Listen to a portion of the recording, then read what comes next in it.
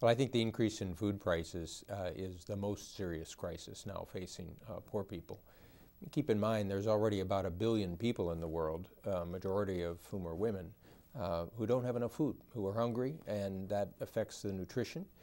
We have to be very careful, particularly for children and pregnant mothers, lactating mothers, because you can lose a generation if you don't get the proper nutrition. So we need to have a broad-based approach in dealing with this. It's got to deal with everything from trying to help smallholder farmers take advantage of this with improving the agriculture, to dealing with some of the challenges of the food price volatility and helping countries focus on the most vulnerable. Well, I think the key is to focus on the most vulnerable.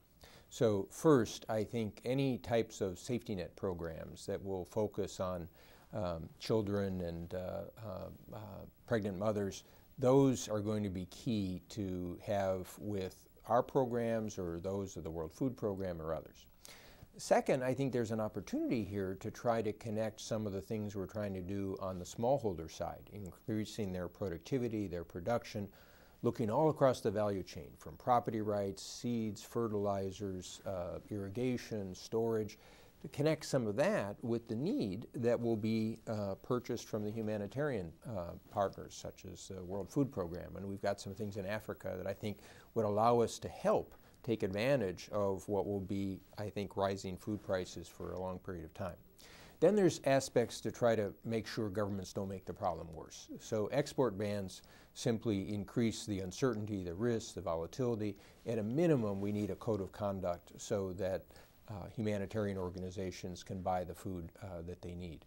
Then there's other things one can try to do to improve some of the information flows. So for example, long-range weather forecasting, which we're trying to work on in sub-Saharan Africa with the World Meteorological Organization. And then there's a series of other steps we can do to try to help prepare for difficult eventualities.